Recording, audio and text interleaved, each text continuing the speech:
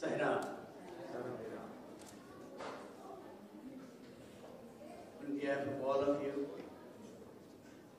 and people watching on the webcast and myself, I offer our humble pranams at our divine lotus feet at Bhagavan Sri Satya Sai Baba's.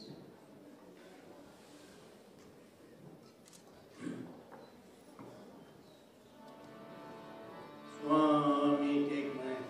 Jesus, take my hand. Dear Lord, take my hand. Take my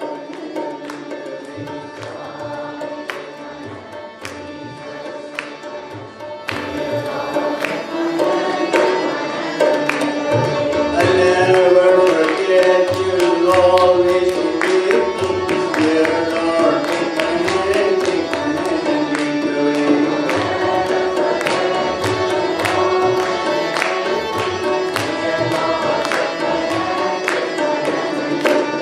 Your guide and protector, mother and father, dear Lord, take my hand, take my hand, lead the way.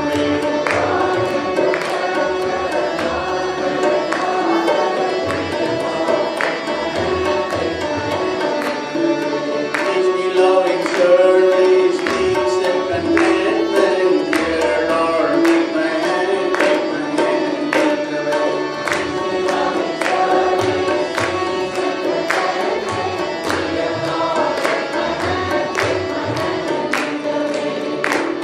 Swami, take my hand. Jesus, take my hand. Dear Lord, take my hand and lead the way.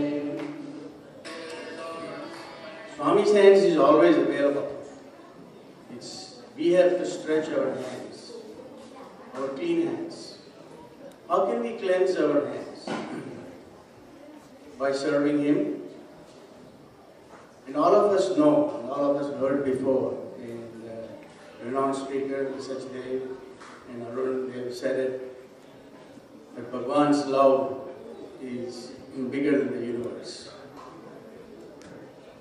We have to follow His simple teachings. There are so many whinings, and so many, Satya Sai speaks volumes of them, but everything boils down to just few sentences. Help ever, hurt never, love all, serve all. If we follow these simple things, I think our hands will get cleansed. Sai is all in all of us. He is above us, besides us, behind us, in front of us, and all around us. Our introduction to Bhagwan was way back in 1948. I was not even born then. My parents and our whole family was fortunate to come under his umbrella. My parents met Bhagwan for the first time in 1948 in a person's house called Diwan Purnaya. Diwan Purnaya was a minister in the Maharaja's Mysore cabinet. So they were flabbergasted. They just didn't know who this gentleman, who this boy was. And he was sitting on the throne, in the chair, and everybody was sitting around him, and he was giving adhyatmic discourses. At the end of 2 hours or 3 hours, Swami told my father, and of course Dr. Padmanabhan, I guess everybody knows, and my mother and Dr. Padmanabhan's wife, he said, all of you come to Puttaparthi. Neither did any of them know where Puttaparthi was. Bangalore to Puttaparthi is only around 85-90 miles. And back then, the journey was not very comfortable. It was not at all comfortable. It was a real tedious journey. So my parents agreed, Dr. Padmanabhan agreed, and he said, let's all go to Puttaparthi for Dasara. And you have to take a train from Bangalore to Penagonda, which is about 60 miles or so. And it used to take almost 5-6 hours. You know, if you stop like this, the train would stop in the middle of the journey, and people can get in and get out. So they reached Penukonda around midnight, and you had to spend the night in the train station in Penukonda till 6 o'clock in the morning. The first bus is around 7 o'clock to Bukkapatnam. That journey is only about 20 miles. And you reach Bukkapatnam around 11 o'clock in the morning. And then you have to cross the river.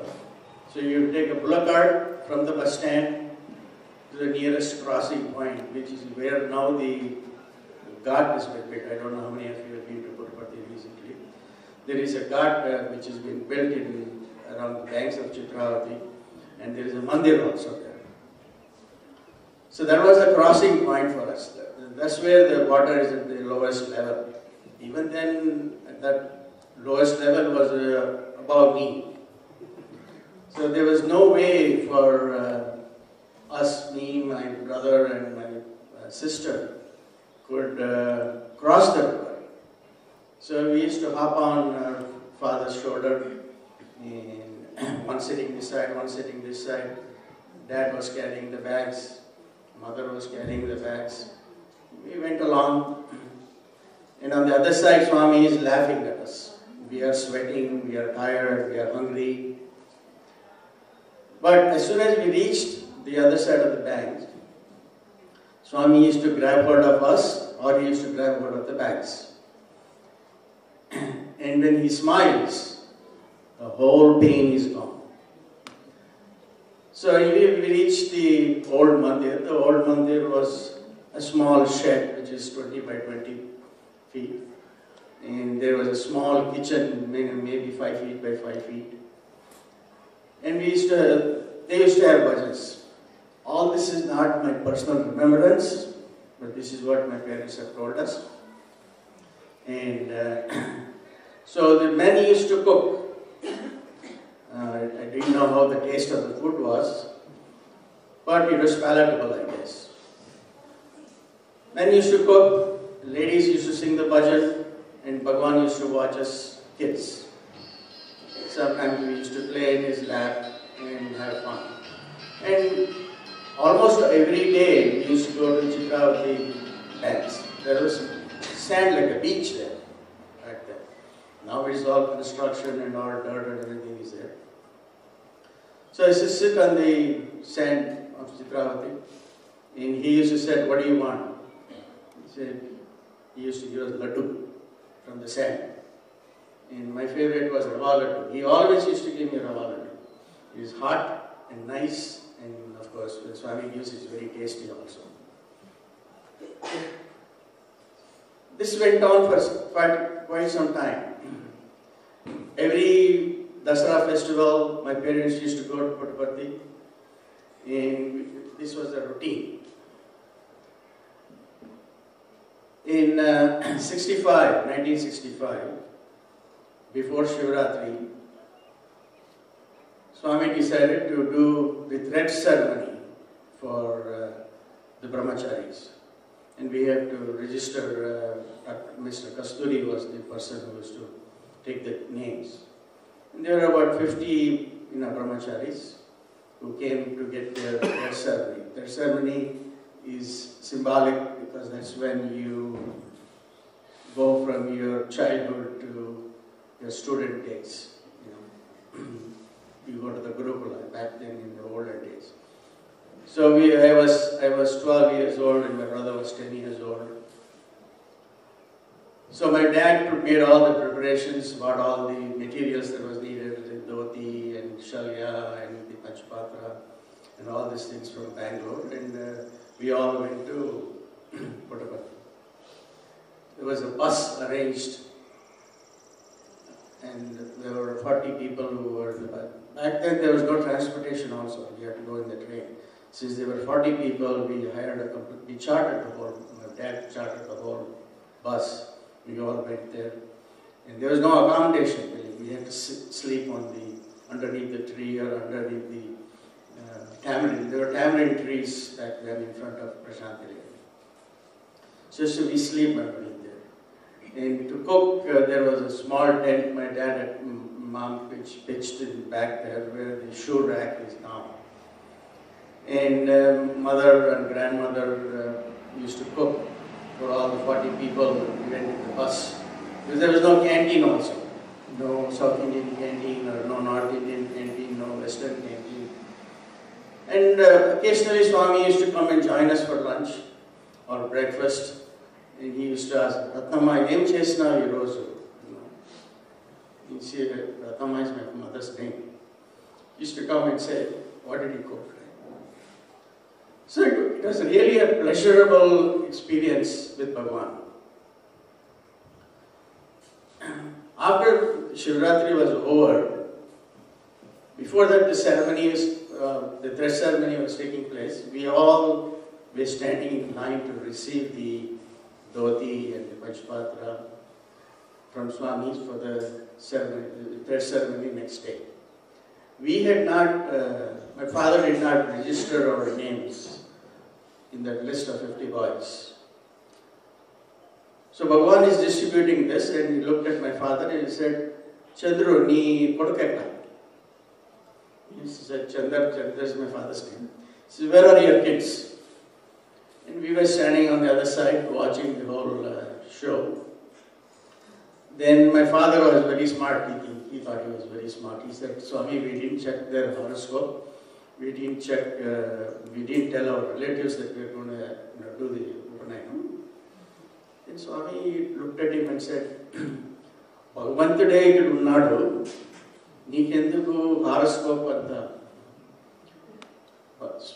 Bhagavan himself is the presiding, deity. So why do you need to check the horoscope? Because he has control of all the nakshatras and all the grahas and everything. So what is the point? Then he forced us to join the line. And we had our prayer ceremony and we came back to Bangalore. Every summer, Bhagavan used to come to Whitefield, Vrindavan. And it was really nice because there were not too many people and we could go and have darshan. He used to give darshan in the morning and in the evening.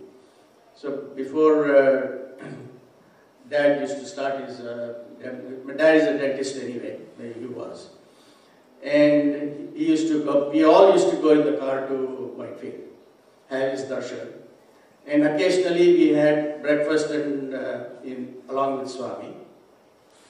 And we came back to Bangalore. I miss those moments now. But of course I'm having breakfast with all the Sai brothers and sisters, which is excellent. So one occasion, there was a public meeting Bhagwan was addressing in Sheshadipura, which is part of Bangalore. And after the meeting was over, we didn't go for the meeting because we went for darshan in the morning. And Dad said, you guys stay home. Grandmother and ourselves were staying home. And all of a sudden the doorbell rings. And he said, who's coming at 8:30, 9 o'clock in the night? And we opened the door and Bhagwan is standing there. We had a shock of our life. We didn't know Swami was coming. And he came inside, he went straight to the puja room. Because he knew our house layout, because he had come before also. Went to the puja room and he said, Aarti check. So I did the Aarti for him, because they forgot to do the Aarti in the public meeting. After his speech, they forgot to do the Aarti there, so he said, you do the Aarti. So we did the Aarti and then he had a little glass of water and then he left. So then later on I asked my father, why you didn't tell us? My father said, Swami said, don't tell anybody. He wanted a surprise. Like this many times, we've been involved with Bhagwan very closely. It doesn't mean that I am a good devotee or a bad devotee. But I'm trying to be a good devotee. My dad had arranged another public meeting in the same Malleshwaram, which is a Bangalore, part of Bangalore. And then again he came to our house. And we had invited about 50 people after the meeting was over for dinner.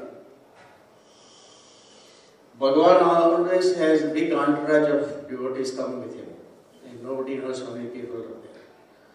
So he came and he walked into the kitchen and he asked my mother, Ratnama, I could do the food preparation. So my mother took him to the kitchen, he said, this is the food preparation. And Swami said, there are 50 more people coming for dinner. As always, my mother had the privilege of arguing with him. And she said, how can you do this? 50 people, not only 50 people, there are 100 people that came with him.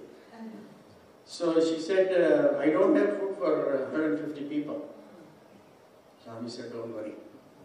He materialized, we would sprinkle it on the food. And literally 150 people ate. 50 people, food was prepared, 150 people ate sumptuously. And we were all very pleased and Swami was happy. So like this, many miracles have been done, not only here, even in Vrindavan also. There was the first Satya Sai organization started. It was called Satya Sai Bhajana Mandali in Malaysia. That was the first organization that was started by my dad. And Swami said, you have a conference in Whitefield, in Vrindavan. And again, the same story, We had only 50 people, food was prepared, but 150 people ate. Bhagavan can do anything he wants. Somebody asked him, Swami, why don't you cure the hunger in the world? Or why don't you cure the calamity that is going on, the national calamities? Swami said, if I do everything, what is there for you to do? I am giving you an opportunity to be service to the society. So we all have to really think that this calamities or this hunger is there for us to take care of the hungry people.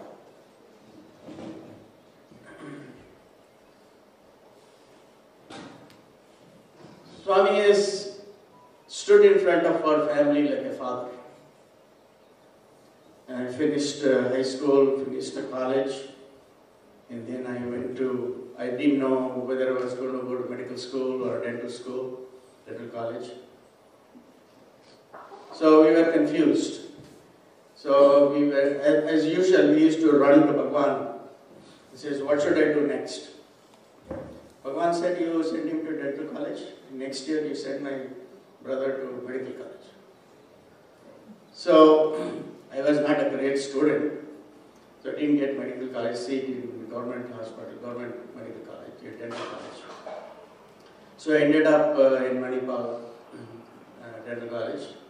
We had to pay a small donation, it was not much back then.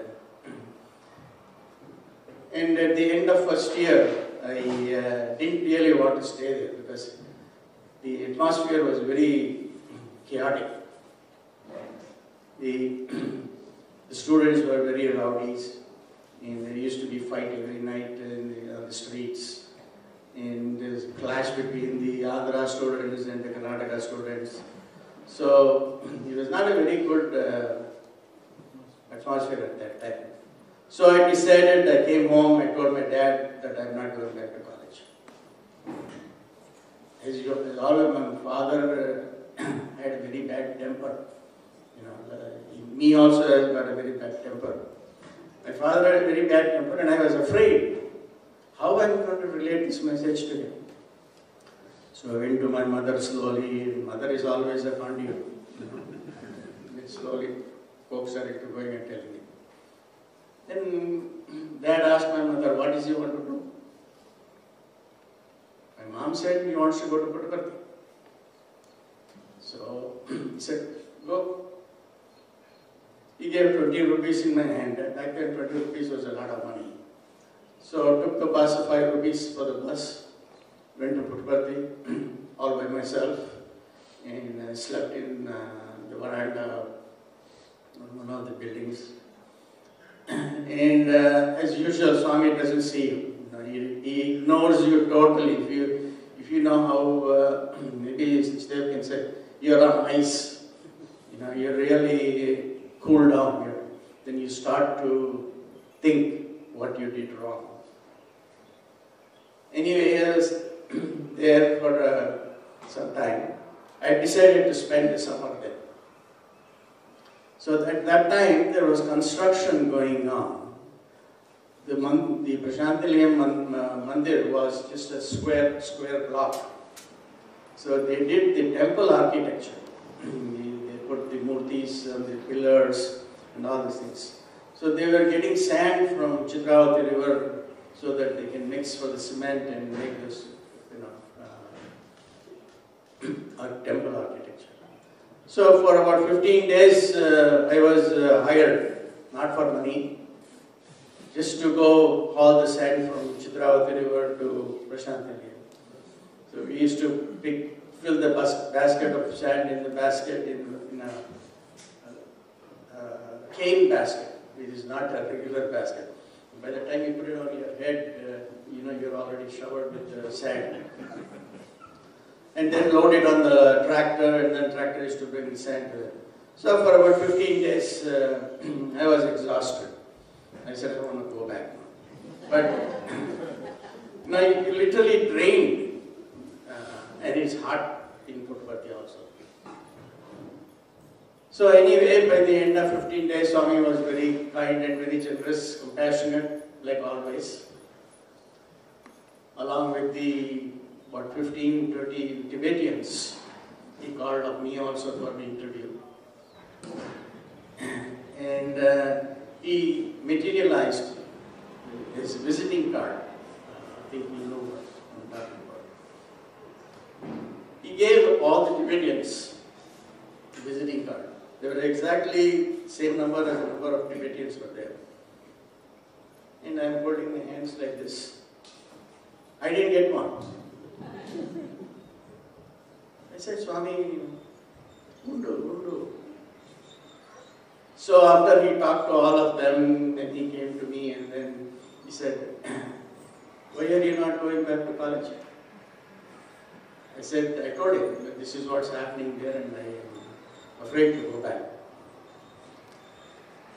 Then he says, no, you go back. He materialized a ring and put it on my finger and said, now you go back and finish your dental college. I finished the dental college in 73. Then came back, joined with my father and started practicing with him. The old generation and the new generations don't mix together. So me and my father always used to have arguments regarding the patient treatment,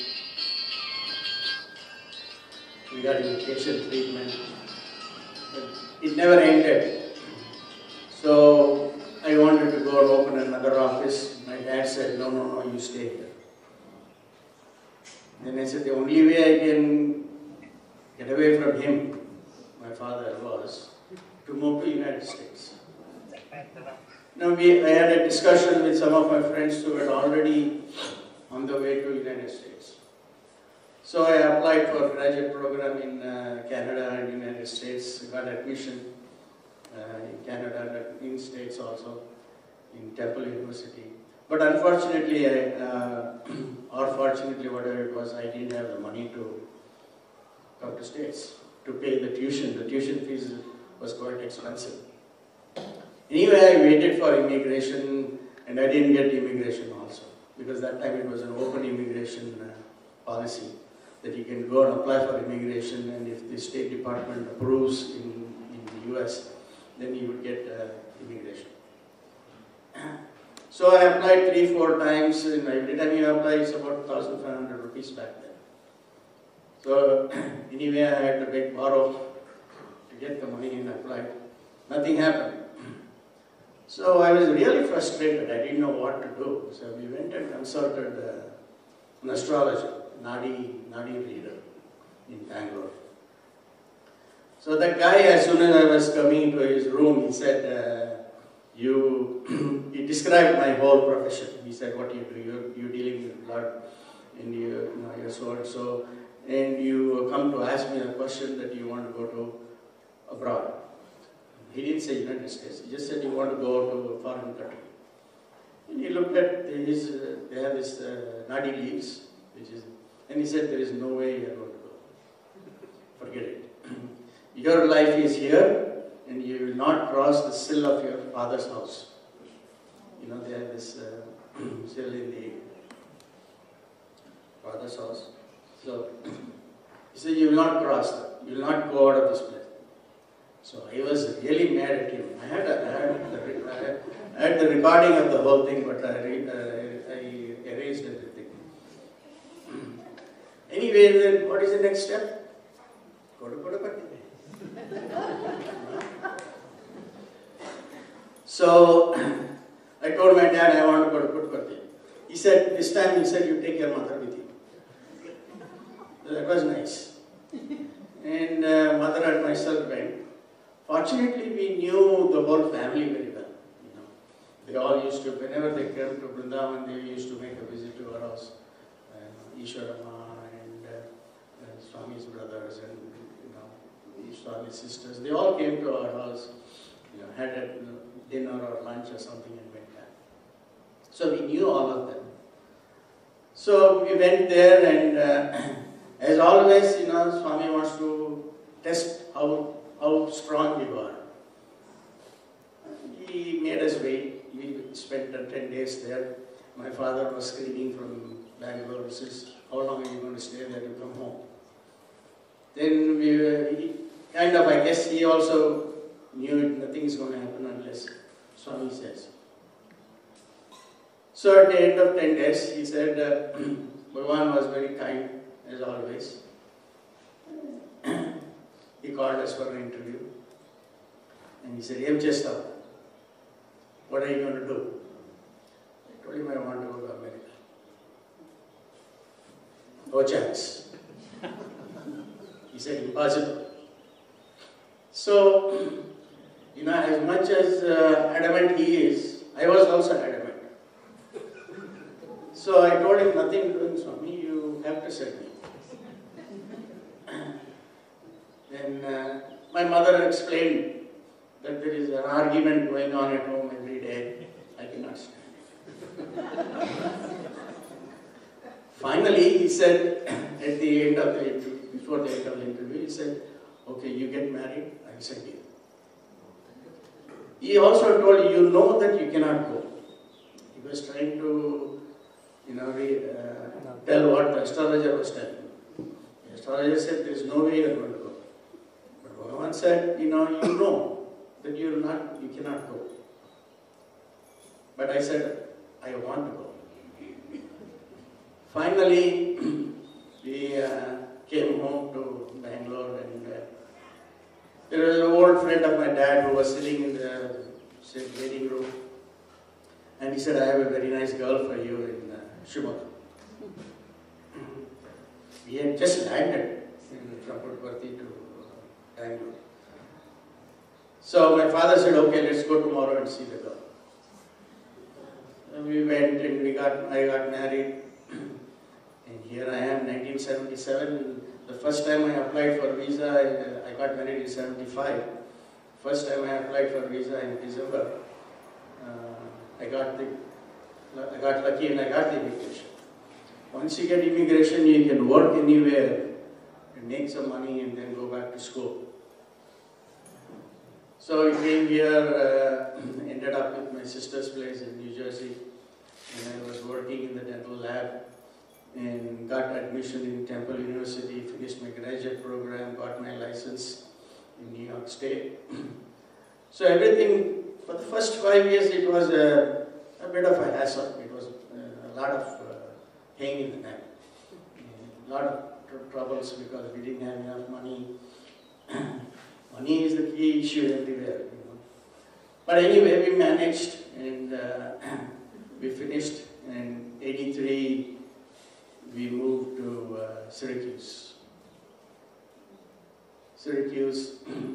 I started my own office, dental practice, and we built a building, office building in '87. And we had a Sai Center housed in that office building for 37 years. Of course, in '85, we took Swami's permission to have the Sai Center there, and he blessed it.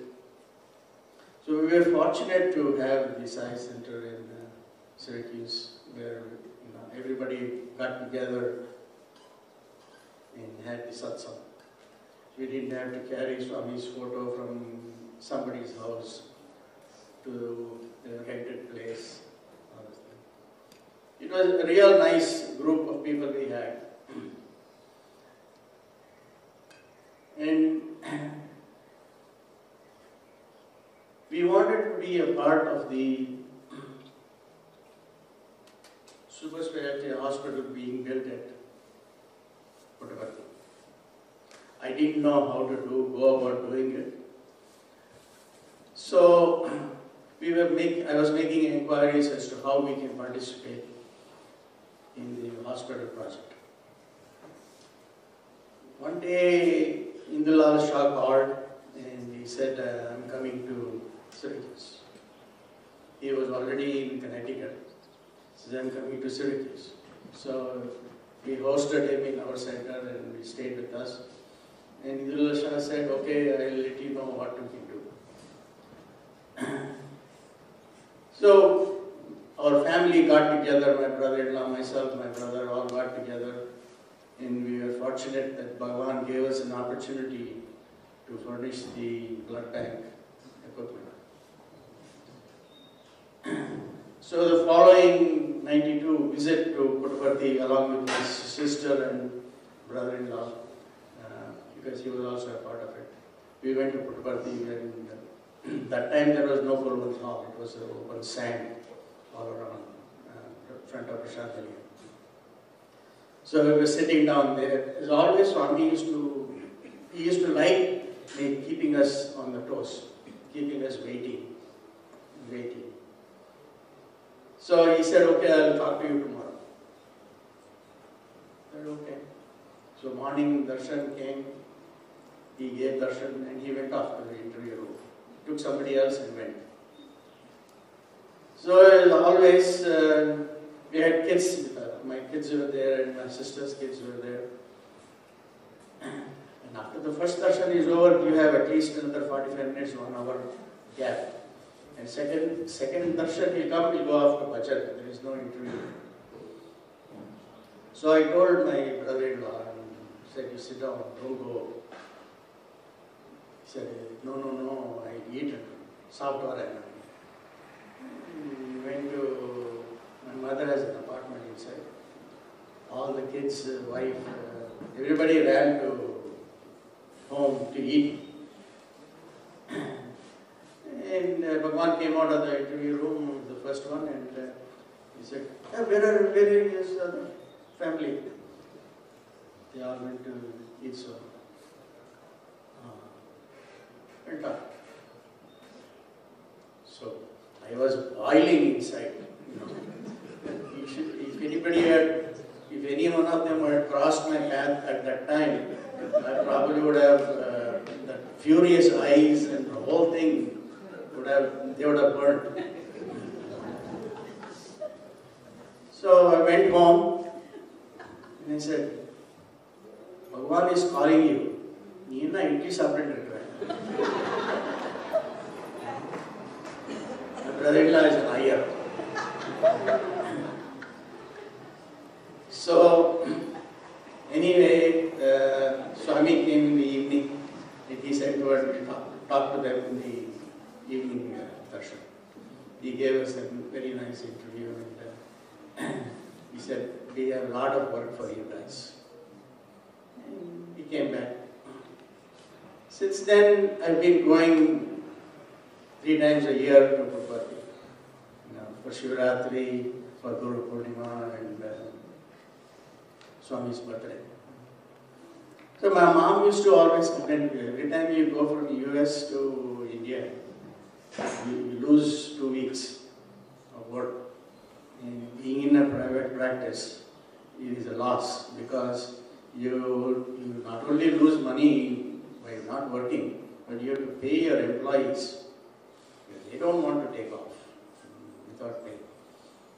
So my mother went and told Swami one time, he's spending too much money. So Swami said, why are you spending so much money? He said, Bhagavan, don't tell me not to come. I want to come, I want to see you. That's all I want. Doesn't matter what money is. So he always accommodated. And one time, from 91 to 98, 92 to 98, we had set some funds for the sewage treatment plant to be done in Puttaparthi.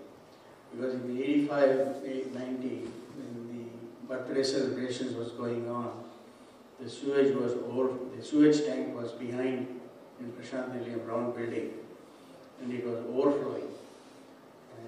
And it was not a healthy situation. People used to dive in the sewage tank and remove the clogged material. And I saw that and I said, oh my God, this is health hazard. And I told Swami, Swami said, okay. So our family got together, wanted to do my brother-in-law was a sewage treatment specialist in Canada. So he designed the plant, and we contributed some funds to it. And Kutum Rao was instructed by Swami, you send him a receipt and send him a prasadam also. So we got that and it hit me. I already going high. So I landed in Puttaparthi in 92 and I went and questioned Srinivas. How come my project is not being taken? When you give Swami something, you are not giving it to him, it is his, you are just giving back to him. You should not question why it is not being done. So I learned a very bad lesson. For 5 years I was on ice. But I still used to go to Puttaparthi. You sit here, he used to go there. You sit there, he used to come this side. So his walking was a little bit more than compared to before. But anyway, we survived. In 1999, they had planned to build the super specialty hospital in Whitefield. So this time I definitely wanted to push myself into something. It didn't matter how I did it. So I talked to my brother-in-law, I said, okay, we'll do it. So we were sitting in during Guru Purnima time, we were sitting in line. But one came and said, where is your brother-in-law? So our brother-in-law was sitting on the other side and we come. Swami called us for an interview and he materialized a diamond ring for my brother-in-law. And I am holding my hands like this. As always, I am the last one to receive. He bypassed me. He said, it's okay. I have one, it's enough. So, then I asked him permission. I said, can you sit in the veranda? He said, Tappaga. I said, you can sit in the veranda. So previously we used to sit in the general darshan line. Of course, somehow I managed to get some chits and sit in the front, but not in the veranda. Because I knew Jalkiram, Swami's brother, well. So we used to do that. So we used to sit in the veranda every day. He used to come and talk to us. Then it was time for us to leave. We were there for a week afterwards. It was time for us to leave. Then Swami asked me, when are you going? So I said, tomorrow. I said, that's it. Bhajan started next day in the morning. And he didn't ask me anything, he didn't talk to us.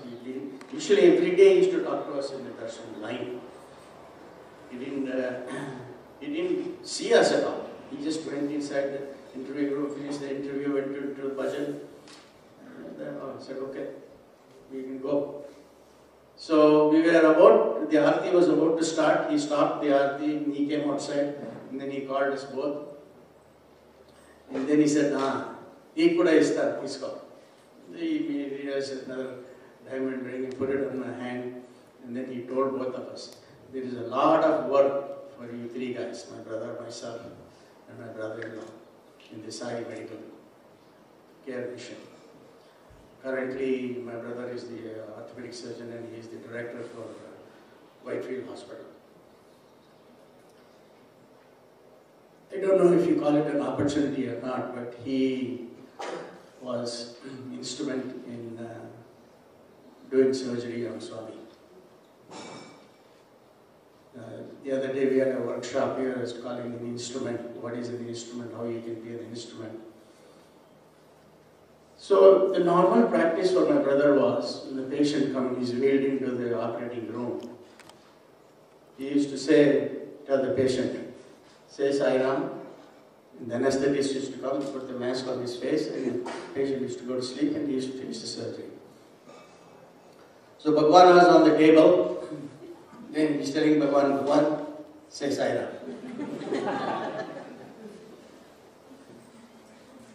So Swami looked at him. This is my brother's narration. I was not there. Swami looked at him, materialized Vibhuti, and said, you do your job. So he was put to sleep, he finished the surgery. And later on, when he was recovering, my brother stayed with him in Vrindavan for almost 3 months during the recovery period. My brother asked Bhagwan, Swami, why me?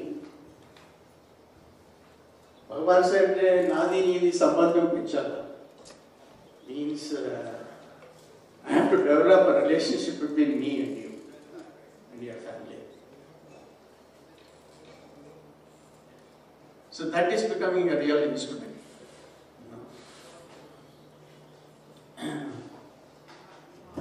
So anyway, 2001, the hospital opened in year 2000. We asked Bhagwan if we want to do something for the hospital. He said, no, Chesko, Yemana Chesko, do whatever you want to do. Talk to the trust people. We did it. And he told Bhagwan told us that we will do the thread ceremony for your sons, 2 boys and my sister's boy. And then he fixed the date also in Whitefield. They had the Upanayam and the thread ceremony. Bhagwan was kind enough to materialize the Janevu, or you call it Janwara. And he put it on them, chanted the Gayatri, and explained the significance of Upanayam or thread ceremony to the boys. And he spent a whole 2 hours in the interview room with us. And my mother was there. And he materialized, as always, a nice watch for me and my brother-in-law, and said, I'll give you a Rolex next time. And we were happy with whatever he was doing. We didn't need, but you can't argue with Swami, I don't want. And my brother-in-law said, thank you, Swami. Swami looked at him and said, you don't thank for family. I am family. So, be happy. And again he said, you have a lot of work to do with the Satyasai Medical Mission. So we were really wondering what we've been doing it, whatever we've been doing, But we wanted to do more, So one day I asked him, Swami, I want to come back to Puttaparthi. Swami said, neither double levo, akade undu. You make enough money and then come. Swami said, you don't have enough money you don't want to come here and struggle again. Then you work for a job, you for payment and all this stuff. He said, you don't want that. You make money, and Swami will tell you when. So we didn't have a retirement plan at all, because we had 3 kids going into college at one time, and it's a lot of resources that we had to spare. So after the kids finished their college, we started our retirement plan, we just had enough. And we wanted to go. Swami said, wait. Unfortunately for us, Swami left his body in 2011, and I didn't get a chance, verbal chance, or a physical communication with him saying that I can go or not go. But I took a chance. In 2015, we decided to pack up, retired from the active practice, financial gain, and went back to Puttaparthi. My mother was still alive then. And we stayed with her for about 6-7 months, and then she passed away, then we moved to Puttaparthi. Since then, we've been actively involved, I have been actively involved in the general hospital, the dental department, and trying to build up the dental department and the general hospital. 2006, we had permission from Bhagwan to add an addition to the general hospital. The general hospital was very small then, and patients were more than what they could handle. So we got his permission to build the general hospital, another addition. So I showed him the plans, and Bhagwan said very happy to it. And I left, came back to US. And I didn't know that Swami had already planned for next following week to do the Bhumi Puja. They had drawn up, they got the architect to draw up their own plans, and Swami had, was ready to do the Bhumi Puja the following week, but by then I had left. But for some reason it got stalled. There was a gentleman who came from Gujarat and said he was the medical council president. I mean, he was fighting for it. It was in the court. He came to the trust and said, I'll give you permission to do the medical college, and all these things. But it didn't happen. In 2011, Bhagwan left his body, and we were wondering what's happening, how can we get the hospital going. I think around 2012, so Mr. V. Srinivasan from Chennai, who was the trustee, came to New York and addressed a gathering there. And he said, we are looking to expand the general hospital in Puttaparthi. And I said, I got a chance now, because the door is opening very well. After his talk, then I went to him and talked to him, and I said, we want to do that, and give us permission. Then he said, you are coming to Swami's birthday, we'll talk there. I said, okay. We had a group of friends here who were ready to participate.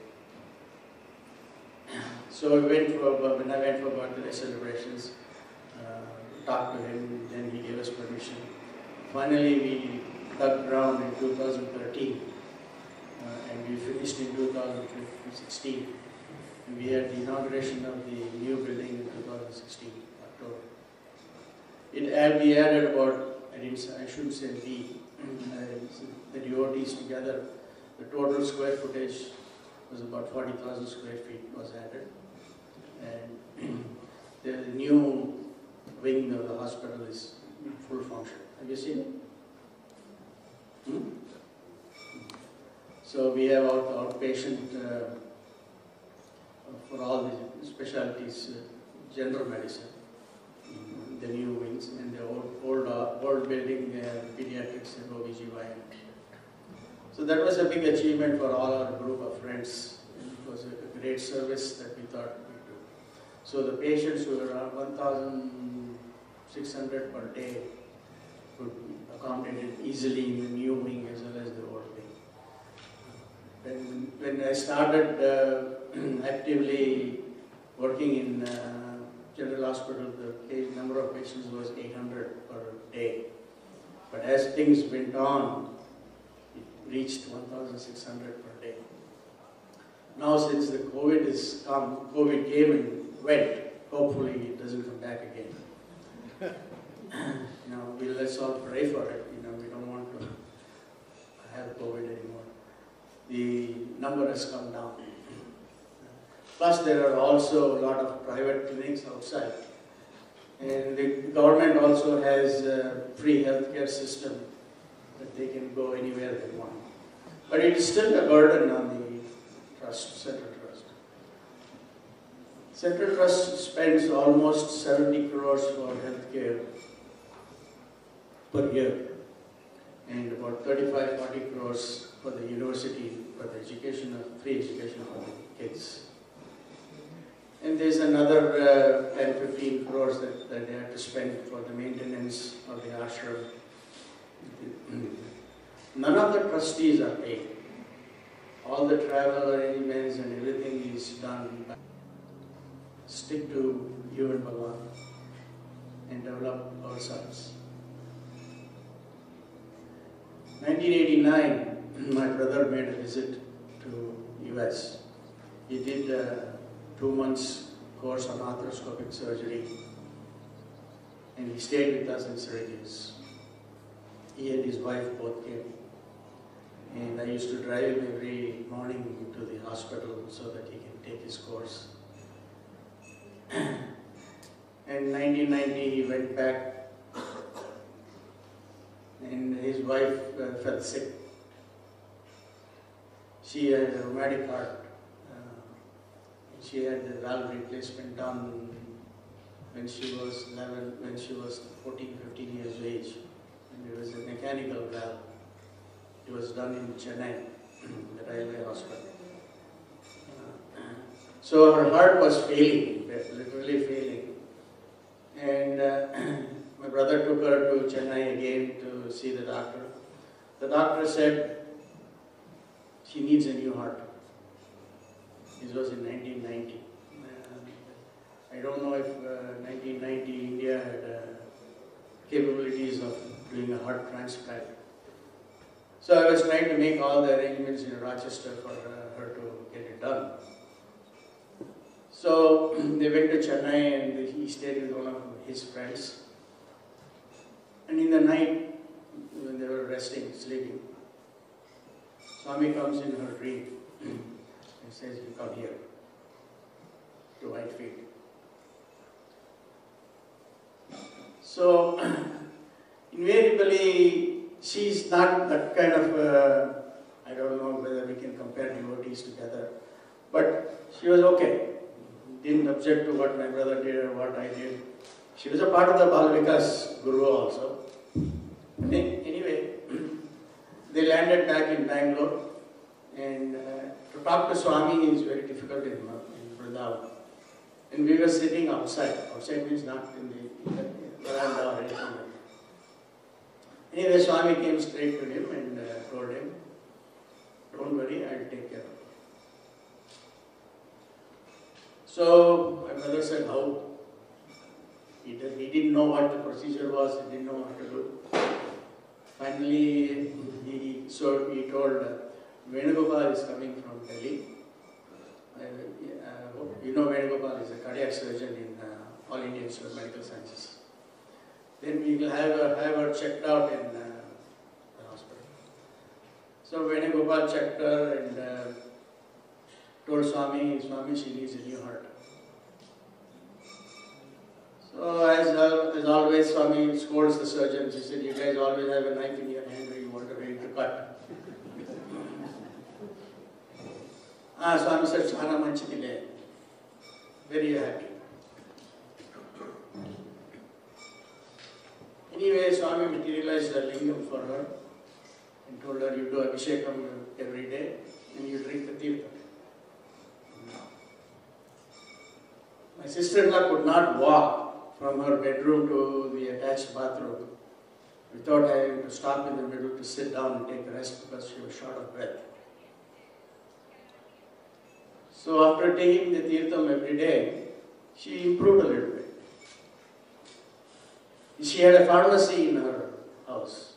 All the medicines were available in her house. So slowly, a couple of months later, she was able to walk a little bit more. Finally, she was able to walk more than a kilometer a day.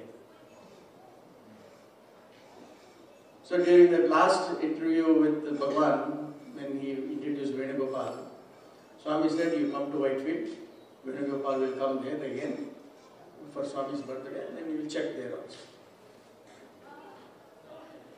So very happy, no? Birthday came, this first interview was somewhere in April. Bhagwan is in Vrindavan. Birthday came, brother went, Swami called him and said, go and see Venugopal in the hospital, super hospital. Venugopal checked her and he said, I don't know, sir, what happened. Everything looks not normal. Everything looks okay. I don't think she needs any surgery now. You just wait. Her daughter was only about 12 years old then. She was studying in Swami's school. And every time my brother used to go, said, "Eppudu pendi chestavu? When are you getting your daughter married?" So he's only 12 years old. How can you do this? Only the pendi chesed, get her married quickly. So it went on like this. She finished her med school. She finished her graduate program in ophthalmology. And she started working in Ramaya Medical College in Bangalore. Then she got married in 2007, I think, 2007-8.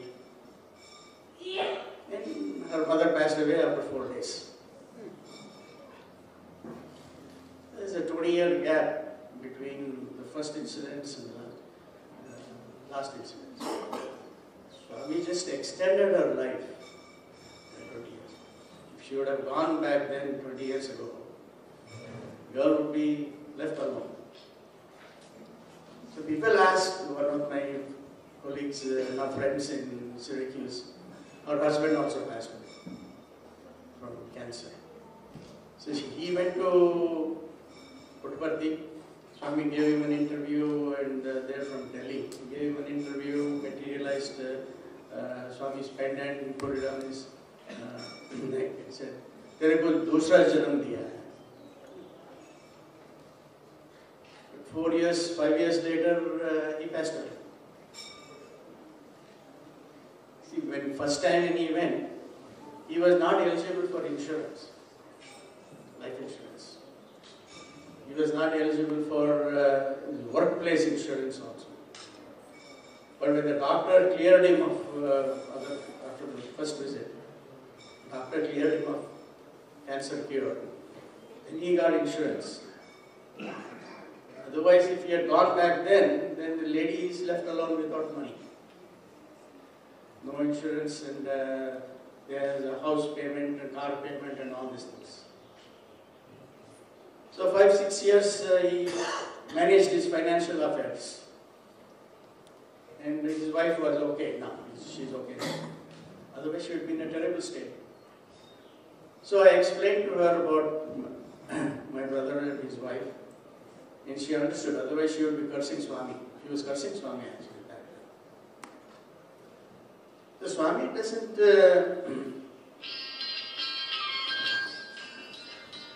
whatever reason, he just extends the life. And if he thinks it is necessary, he will extend it more. But he felt that period of life was enough for her to complete her karma.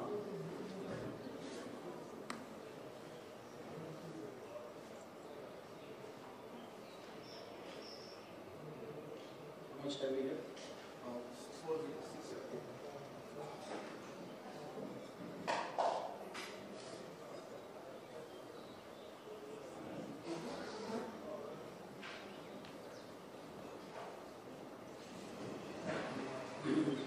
In 1966, that's when Swami actively started serving the society.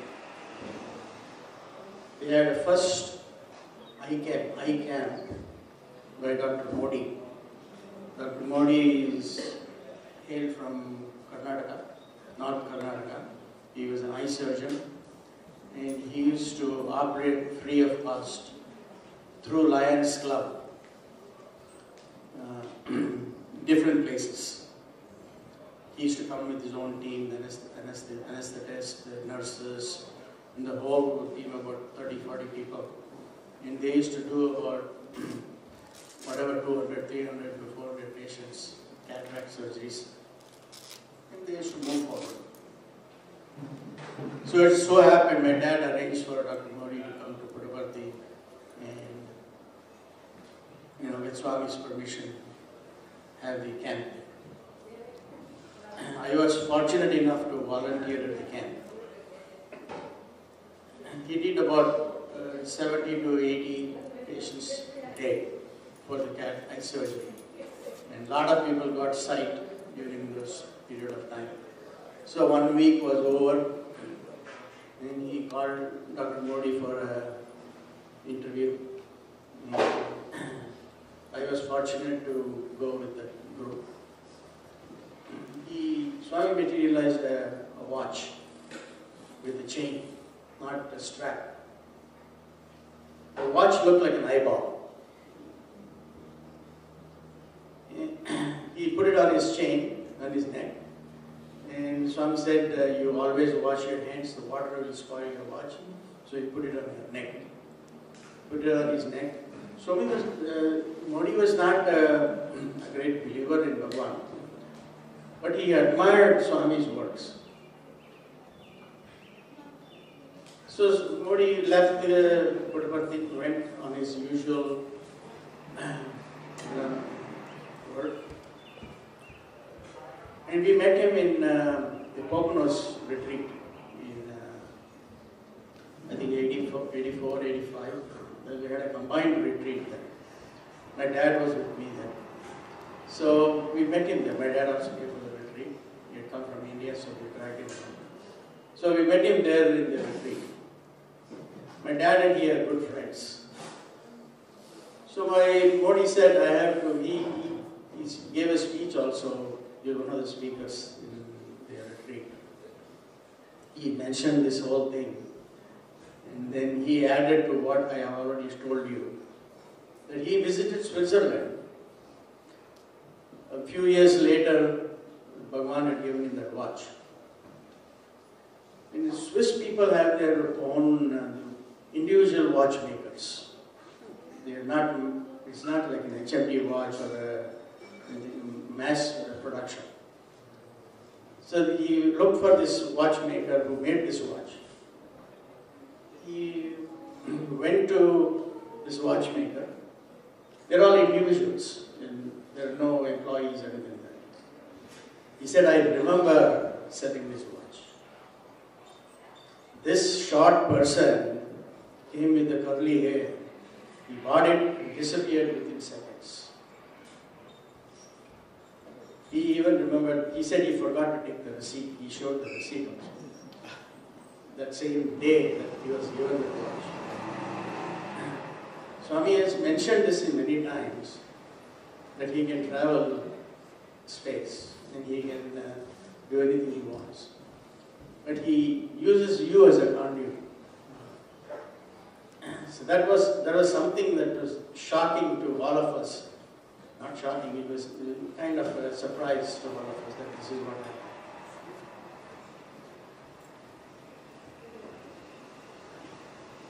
So this is Bhagwan. So we should try to develop our own individual selves and individual spirituality. I think in here, I have one last bhajan. We still have time there.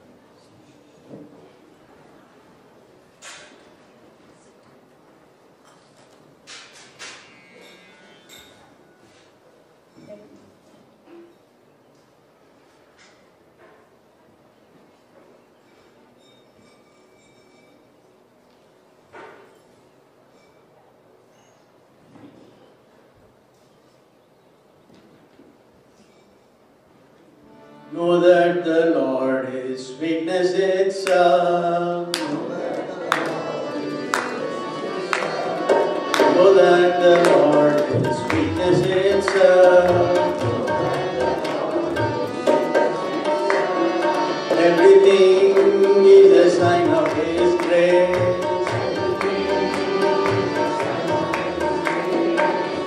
He is the nearest, He is the dearest. Born in the world as Sri Satya Sai.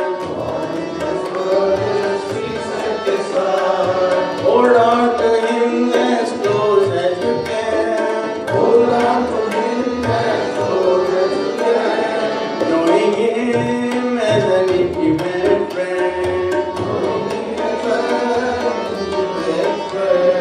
Knowing Him as an intimate friend.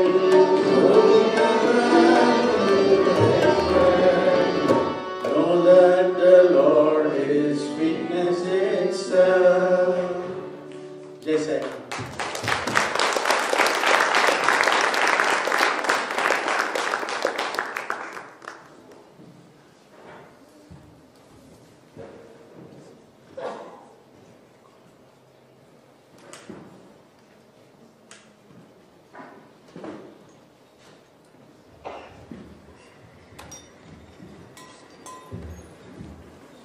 Om Sri Sai Ram. Sai Ram.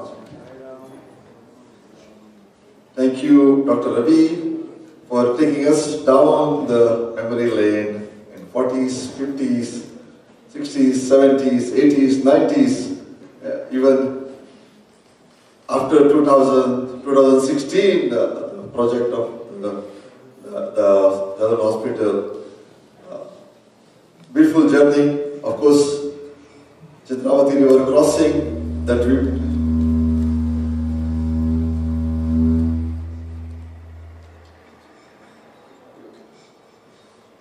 Chitravati River crossing that we mentioned in the beginning on Saturday when we talked about this our campsite, retreat site as our mini Prashanti.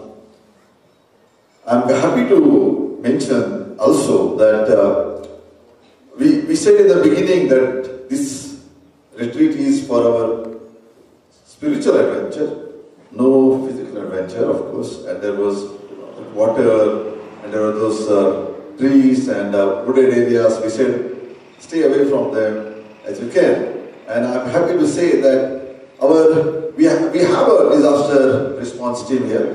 Rajan Kyle Bhai used to be chairman, and he didn't have to come in to rescue anyone.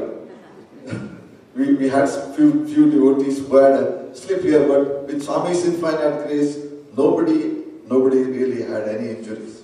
And the whole retreat, with Swami's grace, touch wood, has been perfect. Everybody is spiritually elevated, spiritually elated, physically fine, physically safe, and retreat has been such a elevating experience with Swami's grace and with everybody's dedication, everybody's commitment, everybody's 100% involvement, 100% participation. That it's really a blessing to be part of such an event.